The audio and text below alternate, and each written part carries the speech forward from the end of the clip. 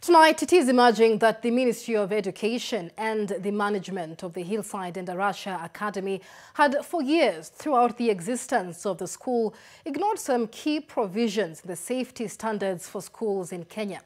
A visit by NTV to the school at a time when activities have died down there have revealed a shocking state of affairs where part of the school is not fenced and such that a stranger could walk into the compound, right into the classes or into the dormitories and walk out without any security check. This even as DCI officers recorded statements from teachers and other non-teaching staff of the school throughout Friday. Here's Ibrahim Karanja with that report.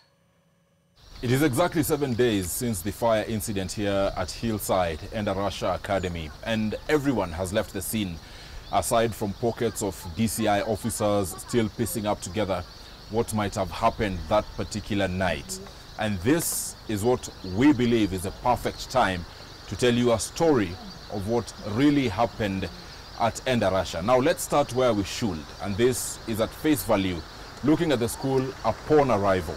The school has one of the most beautiful perimeter walls, all fences, that would make you believe that learners in this particular facility are safest while here.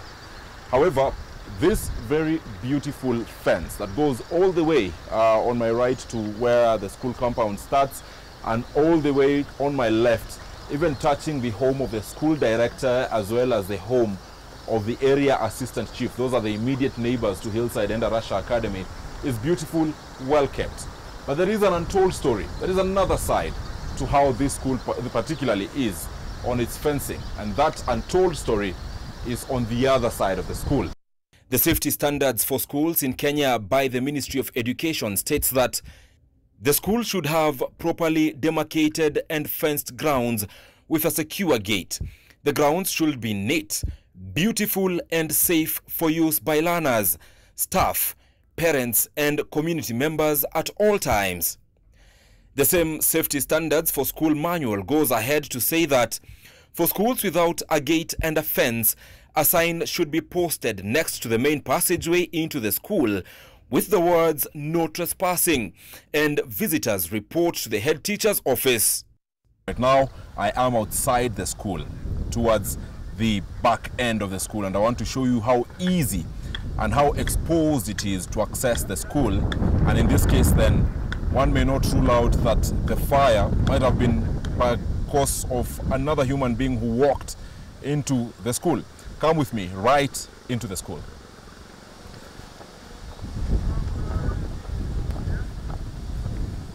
You can easily pass here, and by this, I am inside Hillside Endarasha Academy.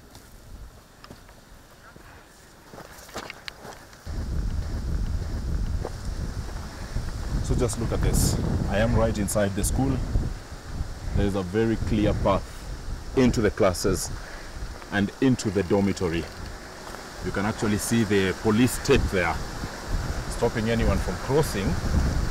But this shows you how from outside one can walk into Endarasha Academy without any security measure.